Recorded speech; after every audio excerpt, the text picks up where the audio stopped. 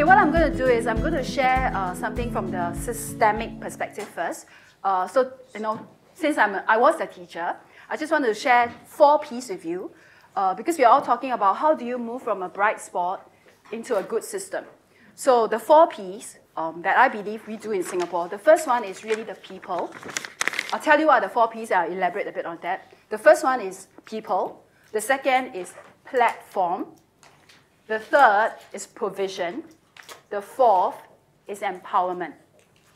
Okay, let me just elaborate a bit on each of the P. Okay, the first P, people, is really important. You need the people to really go into the classroom and to teach. If you have quality teaching, then you find that a lot of the problems that we have now will not exist. So we need quality teachers. We also need quality principal. Without the principal there, good teaching cannot occur because the teachers are not supported. And when we talk about teachers, of course you want them to be skilled, which means that you have to have very good teacher preparation. You need professional development. I just want to share that, okay, although Tony likes to say that Singapore is doing very well and we are one of the top performing systems, but there are challenges. We are constantly learning, we are growing. And I think something that we have in our culture, which I think is not just because we are Asian culture, it can be, I think the principals, in fact, in this room, can actually do that in their own school. Okay, the important thing for our teachers, Singaporean teachers, is that we have 4 fundamental beliefs, or we want our teachers to have 4 fundamental beliefs. The first is they believe in their students. Believing in all students can learn is very basic and it's very important. The second belief is believe in themselves, that they are able to do something, that they can make a difference. When you get teachers who are disillusioned, nothing will happen. The third belief that's important is believing in each other. I think that's something that we try very hard to inculcate in Singapore. An individual teacher may not be excellent, but when you have a group of people working together, you can have excellent teaching. So believing in each other is important. The fourth one is believing that you are part of a bigger whole that is really worthy. For us in Singapore, we say that we want our teachers to lead, care, inspire, for the future of the nation passes through our hands. It's a tall order, but if you have that belief, you have the commitment to do something. So that is P, the first P, people. Invest in your people, inculcate the beliefs so that they have the will, the determination to push on when the going gets tough. Okay, so teachers are important, principals are important. Principals must be instructional leaders. Okay, they need to be there to support the teachers. So first P. Second P, platform. I think in Singapore, we are a very organized society. If you've been to Singapore, we organize everything. So we organize our sharing as well. Whether you agree or not, I won't use the word institutionalized, but I think that it's important to provide a platform and the teachers know where they can share. If we believe that together we can do better, then there must be a place for us to connect, collaborate, co-construct, and communicate. Okay, so in school, we have the PLC, Professional Learning Community. Groups of 4 to 8 people come together. They work on an issue. They work on something that they think is a problem. For example, they may want to say, okay, let's tackle how to teach algebra to the less academically inclined. We call them the normal technical students. So a group of teachers come together. They know the problem. They talk about what they want to do. So there is a PLC where they co-construct, they co-inquire together. They communicate. We also have a platform where we have network learning. That's across school. We have subject chapters. Subject chapters is, they come together because they teach a certain subject. So you have your history subject chapter. Every history teacher in Singapore is part of that subject chapter. It's led by a master teacher. And NIE Academic is part of the subject chapter. Okay, so there are different platforms. You share at school level. You share at cluster level. There's a national level of sharing. Will sharing bring about change? Maybe not, but sharing can be a starting point. When you co-construct and you work as a PLC, you're not alone. And sometimes when you get something working in your school, you share with another teacher in the next class, and that teacher tries that thing, that can then multiply. That is really diffusion. It's the start of a journey. Okay, so that is the second P, platform. The third is provision. No matter how passionate a teacher is, you don't provide for them, very soon they will burn out. What would you provide for them? Resources they need, timetable time to share. In Singapore, every week, every teacher has one period where they really sit down and talk about teaching and learning. So that is provision. So as a principal, if you have the flexibility, have a time where the staff will just sit down and talk about teaching and learning. Okay? Of course, you need to give them space, give them time to try. Okay? The last piece is actually empowerment. We talk about autonomy, we talk about empowerment, but what do you need for empowerment? The teachers have to feel competent. You empower teachers by giving them the skill. The teachers need to have choice.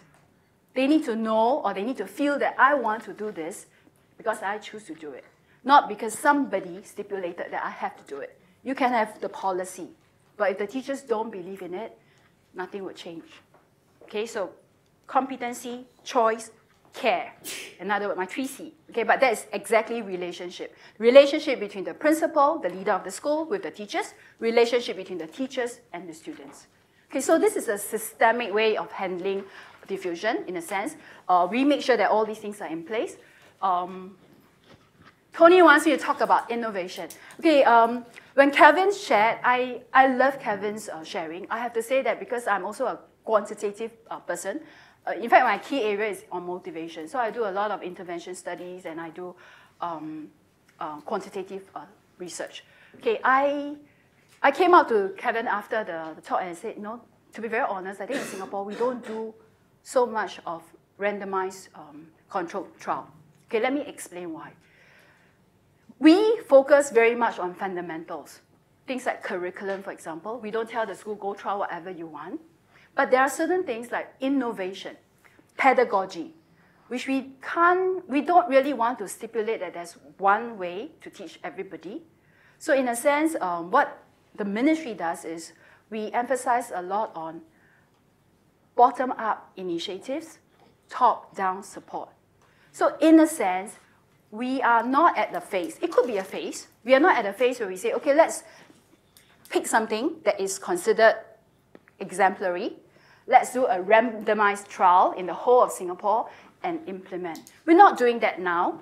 I'm not sure whether we would eventually do that. Currently, what we are doing is we are saying that, look, you know, we have 360 schools in Singapore. We believe that students can learn differently. It doesn't mean that problem-based learning is going to work for everybody. It doesn't mean that lesson study must be implemented in all the classroom. So would the school, with the principal and the teachers who are trained to have inquiry mind, during the training itself, they have the skills or they are taught the skills to understand evidence.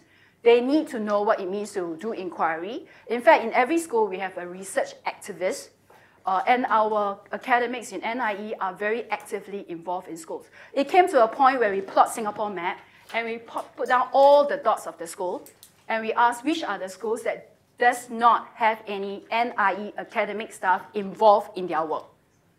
So our goal is every single school would have at least one researcher who would work with them.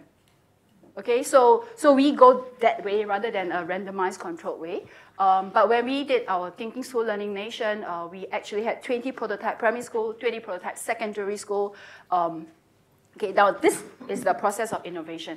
When we get the schools to do prototype, resources are pumped in. Obviously, there must be accountability. So I shared 3 Ps with my group just now. The 3 Ps are when you want to have an innovation, you really need to ask yourself, what is the purpose? You know, what is the purpose? And when you talk about purpose, be very clear, who is the target audience? Talk through what do you mean when you say you want to improve teaching and learning. What would you see? Because if you don't know what you would see, you can't measure it. So the purpose is very important. The second P is process. And as part of the process, part of good practice, you must always look around. Look at research evidence, learn from people. You don't start from scratch. So that is built into part of your process. And of course, the last P is impact. There has to be a measurement. It may not be a randomized controlled trial because for people who are doing prototype, It could be a deterrent. It sounds such a big term, I don't dare to start something. So we are not at the stage where we do that kind of large-scale thing. We let the schools do their own prototype. We get them to look at impact from the school perspective, with the help of a researcher, with the help of people who have done proper research. It could be qualitative, it could be quantitative, but it may be an intervention study. I think having it randomized is a bit tougher. Intervention is not so difficult in the sense that you have comparable classes. You can have one as a control group, and you have another one that you do intervention. But there is always this issue of ethics. Is it fair? So every time when you do something like that, we always make sure that we tell the school, look, you have to make sure if it works, the other control group will have whatever your intervention group has. So that's something just for you to think about. And I think my time is up. Tony is going to chase me. Don't go. Okay. Let's just grab a couple of seconds. Let me ask you a couple of things while a few other people come in. So we've got 5 minutes here. Precious. I mean, that's stunning. Completely stunning presentation. So let me ask you 3 things. 1, would you say the profession, the teaching profession, a mature profession in Singapore, sees itself as being evidence-driven? Is it? So how do they see themselves? I know you're putting about they are trained in inquiry, they see themselves as researchers themselves, but just what's the mindset? Is it that I will always operate off an evidence base?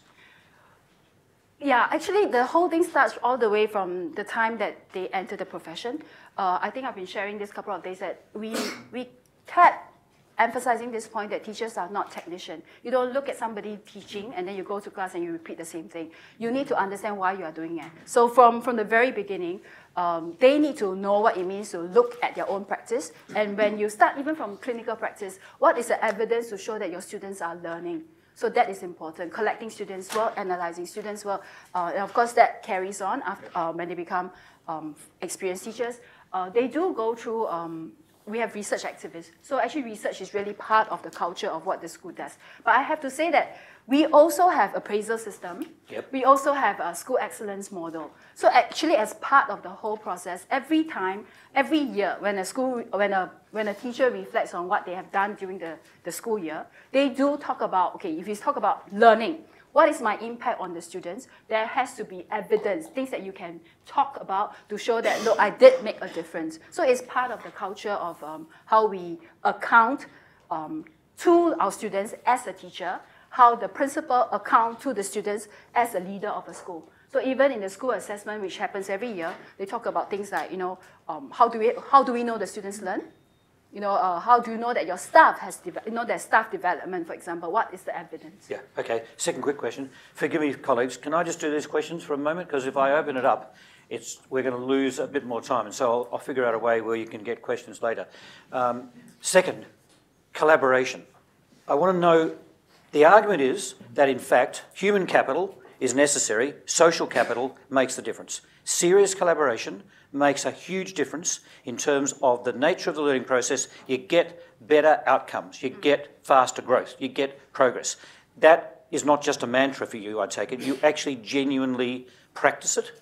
Give us 1 or 2 examples of how that collaboration is such a feature of this system. Okay, almost every school in Singapore has professional learning community. It is part of the school culture. There's timetable time. So in every department, groups of people will come together, they will identify something that they will inquire, and they will work through it. It's really an emphasis in terms of the school culture. I think the principals will have a lot of say in this. What do you value? In Singapore, every teacher would be mentored by someone before they become an experienced teacher. And every one of the experienced teacher expects that they would mentor somebody. So it is paying it forward, and having this PLC, really the whole thing is actually driven by the school leadership. So you can have a few PLC in a school, and it's supported by the leadership. Yeah, so it's part Fantastic. And I won't get you to comment on this because I want to play it into this afternoon, because we've got a session with all of you, but I just want to mark this point.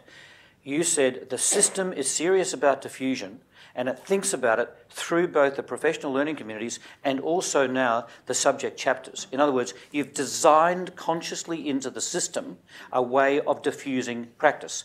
I want to come back to that because we often talk about the middle tier in this country, and I've just come off a conversation with a group, and I think we've got to try and really understand how we could redesign our system in the way that could get the kind of impact that you're getting from that. But Woon Chia, you're brilliant. P.S. Go for it. I just want to say that for subject chapter, it's actually led by teachers for teachers. It's not led by principals or the inspectors or anybody doing the policy. Yeah, it's not led by central office. No. And central office likes it, though. Yes. Yeah. So there's provision. Yeah, exactly. Yeah. So it's not, central office doesn't do it, but central office likes it. But they need to provide. I just want to get a behaviour change into some people's minds as we go through the day. That's fantastic. Okay, thank you. Woon Chia, that's brilliant.